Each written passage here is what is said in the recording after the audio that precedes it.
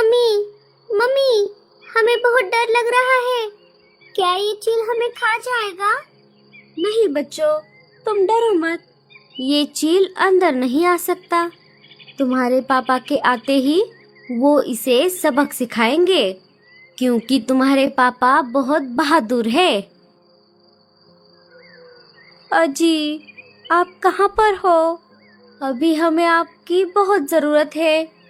ये सारा नजारा रानो की माँ ऊपर से देख रही थी। अरे बाप रे, ये चील इन्हें खाए बगैर यहाँ से नहीं जाएगा। मुझे कुछ करना होगा। रानो की माँ चील के पास आ जाती है। अरे रे, मुझे लगा था तू कोई बड़ा शिकार करने वाला चील है, लेकिन तेरा ऐसे छोटे छोटे पंछियों के लिए भटकते हुए देख मुझे तेरी दया आ रही है। मुझे ये सब देखकर लग रहा है तू एक फट्टू चील है, फट्टू। अरे चुप कर, मैं कोई फट्टू चील नहीं हूँ। मुझे छोटे पंछियों से ज्यादा बड़ा शिकार करना पसंद है, लेकिन आजकल बड़ा शिकार मिलता कहाँ है, इसलिए मैं इन छोटे छोटे पंछियों को खाकर मेरा पेट भरता हूँ। अच्छा, तो ऐसी बात है। अगर तुझे बड़ा शिकार खाना इतना ही पसंद है तो मैं तेरी मदद कर देती हूँ। तू एक काम कर, यहाँ से थोड़ी ही दूरी पर एक बड़ा सा आम का पेड़ है। इस तेज बारिश और तूफान की वजह से उस पेड़ की एक बड़ी डाली टूटकर उस पेड़ के नीचे से गुजरते हुए एक बड़े से खरगोश के ऊपर गिर गई है। उससे वो बेचारा मर गया है। तू जाकर उसे खा ले। क्या क्या कहा खरगोश?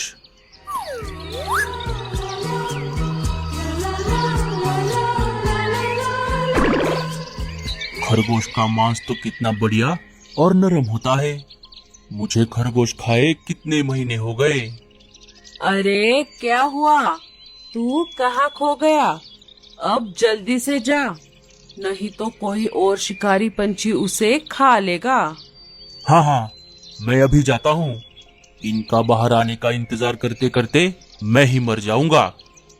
चील वहाँ से चला जाता है।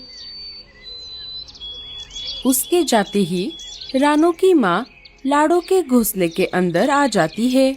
लाडो और बच्चों ने सब कुछ सुन लिया था।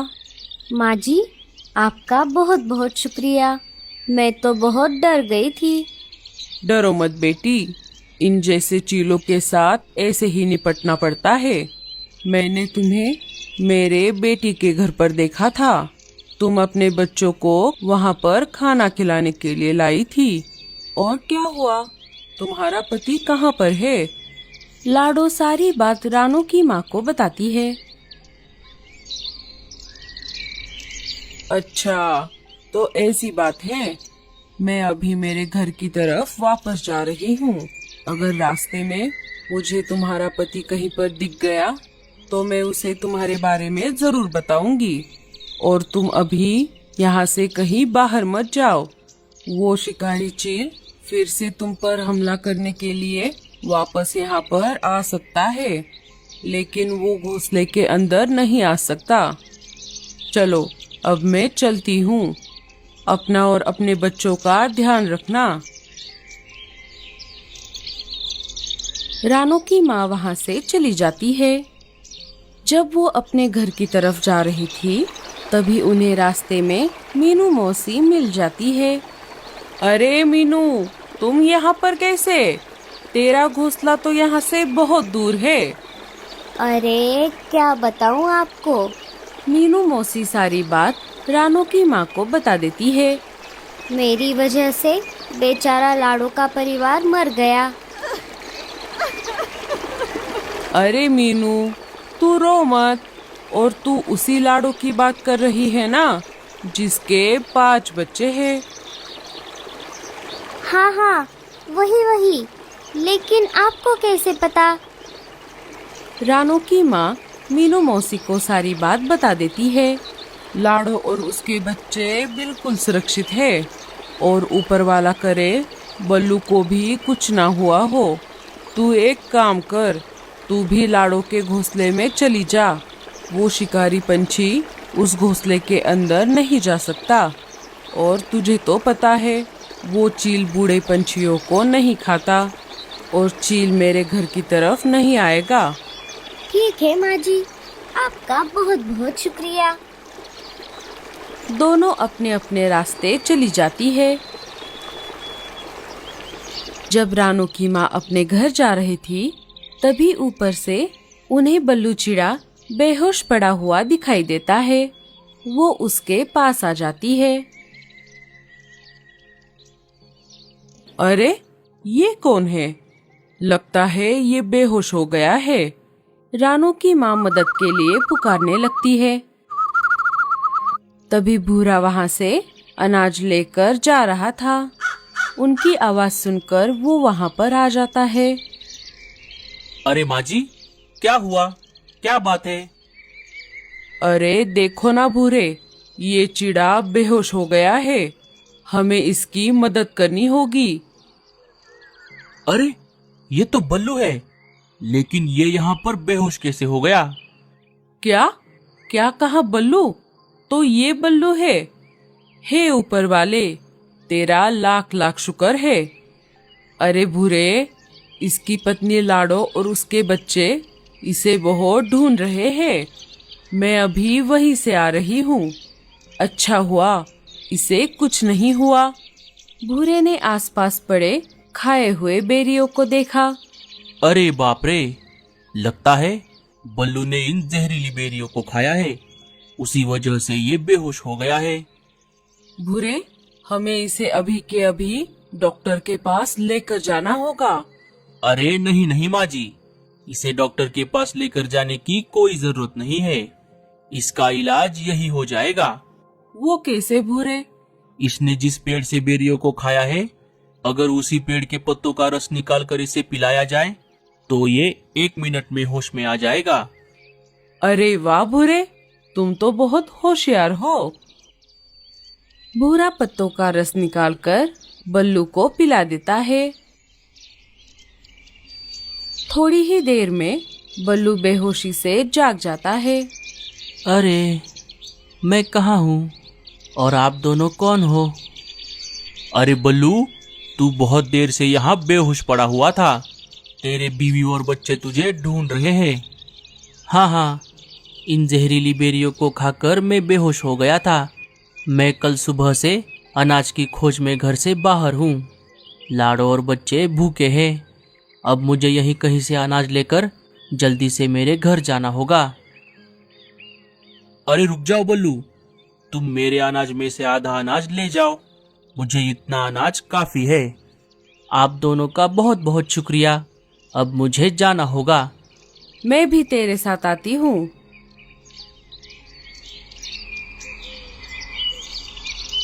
रानू की माँ बल्लू को रास्ते में लाडो और बच्चों के नए घोंसले के बारे में बताती है।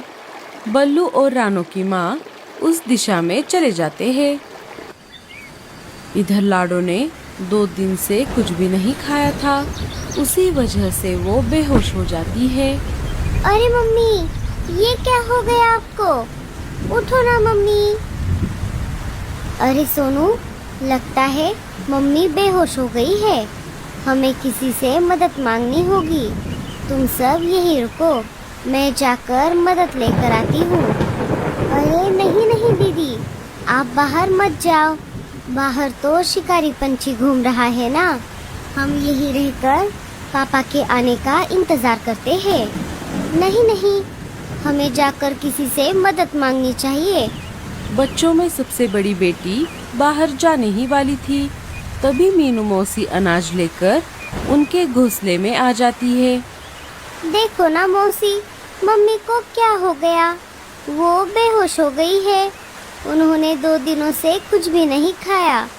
मीनू मौसी लाडो पर पानी छिड़कती है। लाडो होश में आ जाती है। अरे मुझे क्या हो गया था? मीनू मौसी, आप कब आई? तूने 2 दिन से कुछ भी नहीं खाया, इसी वजह से तू बेहोश हो गई थी। थोड़ा अनाज खा ले। लाडो थोड़ा अनाज खा लेती है। उसे थोड़ा बेहतर लगने लगता है। मीनू मौसी, आपका बहुत बहुत शुक्रिया। लेकिन लाडो, तूने 2 दिन से खाना क्यों नहीं खाया? और बल्लू कहाँ पर है? लाडो सारी बात मीनू मौसी को बताती है।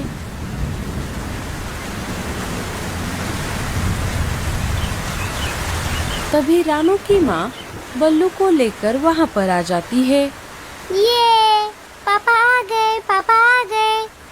पापा, आप कहाँ चले गए थे? अजी, आप कहाँ गए थे? मुझे आपकी बहुत चिंता हो रही थी। पापा, मम्मी बेहोश हो गई थी। हाँ बच्चों, मैं भी बेहोश हो गया था। अरे ये सब क्या हो रहा है? इधर माँ बेहोश पड़ी थी और उधर बाप।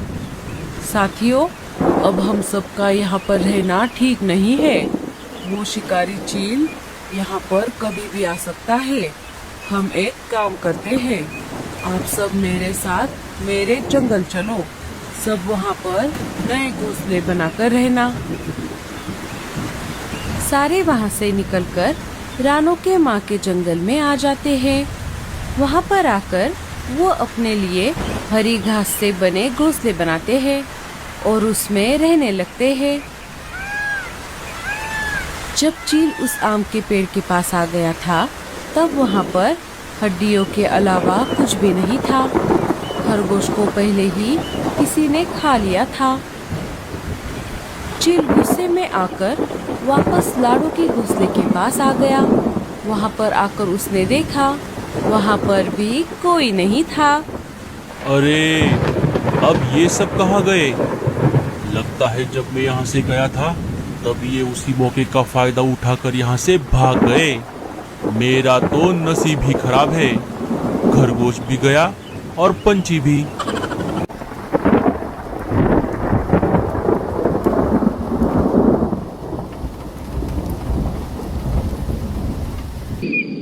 बल्लू जी, और कितनी देर? अब मैं और नहीं उड़ सकती।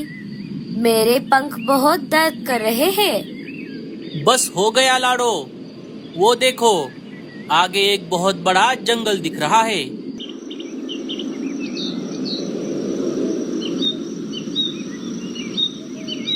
दोनों नीचे आकर एक पेड़ पर आकर बैठ जाते हैं। बल्लू जी, ये जंगल कितना बड़ा और हरा भरा है। हाँ लाडो, अब हमें जल्द से जल्द घोंसला बनाने की जगह ढूंढनी होगी। हम हमारी आगे की पूरी जिंदगी इसी जंगल में बिताएंगे।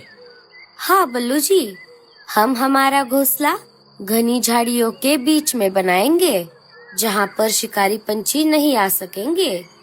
हाँ लाडो, हम ऐसा ही करेंगे। चलो, यहाँ के किसी पंछी से बात करते हैं। दोनों वहाँ से निकल पड़ते हैं। उन दोनों को जाते हुए भूरा कौवा देख लेता है और आवाज लगाकर उन दोनों को अपने पास बुला लेता है।